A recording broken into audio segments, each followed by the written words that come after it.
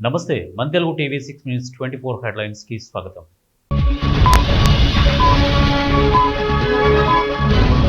బంగాళాఖాతంలో మరో అల్పపీడనం, రానున్న 3 రోజులు వర్షాలే వర్షాలు.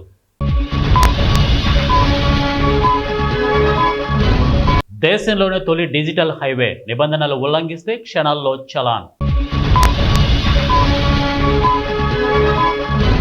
పరిశోధనలతో ఆర్థిక వ్యవస్థ ఉత్తేజితం, నీతి ఆయోగ్ సభ్యుడు వికే సారస్వత్. స్వార్థ రాజకీయాల్లో జగన్ నెంబర్ 1, వైఎస్ షర్మిల.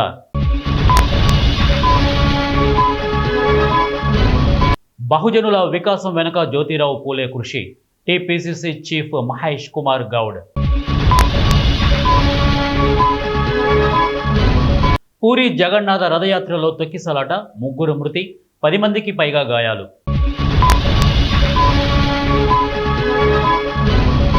విశాఖ ఎక్స్ప్రెస్లో దొంగల ముఠా హల్చల్, రైల్వే పోలీసుల కాల్పులు. నికర ఇంధన ఎగుమతిదారుగా భారత్, కేంద్ర మంత్రి గడ్కరీ.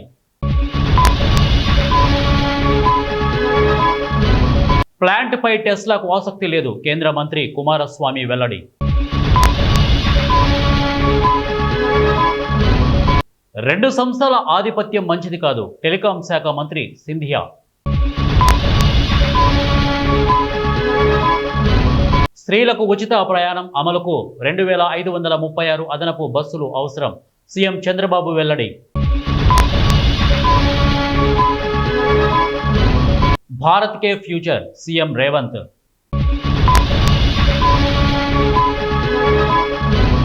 ఆఖరి వ్యక్తికి సైతం సంక్షేమ పథకాలు, ప్రధాని నరేంద్ర మోదీ.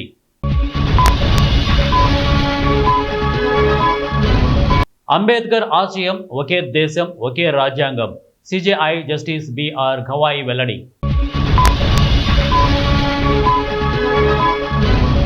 నూతన చట్టాలు కార్మికులకు గొడ్డలి పెట్టు, మాజీ ఎంపీ వినోద్ కుమార్.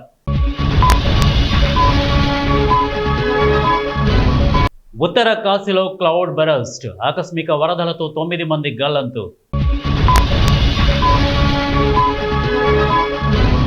పాకిస్తాన్లో భారీ భూకంపం, 12 గంటల్లో 3 సార్లు.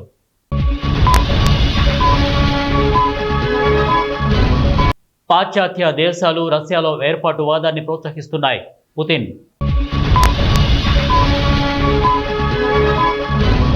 Revanth the jobless calendar, Harish Rao. ప్రాజెక్టులపై బీఆర్ఎస్ నిర్లక్ష్యం, మంత్రి ఉత్తమ్ కుమార్ రెడ్డి.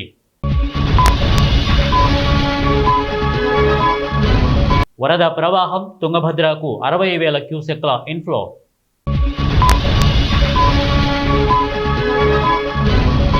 ఎన్ కన్వెన్షన్ కూల్చివేసిన, చెరువు కోసం నాగార్జున 2 ఎకరాలు ఇచ్చారు, సీఎం రేవంత్ రెడ్డి.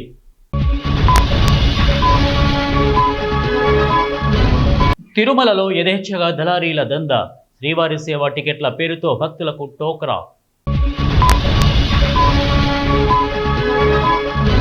తాడిపత్రిలో హైటెన్షన్, వైసీపీ మాజీ ఎమ్మెల్యే ఇంటిని సర్వే చేసిన అధికారులు.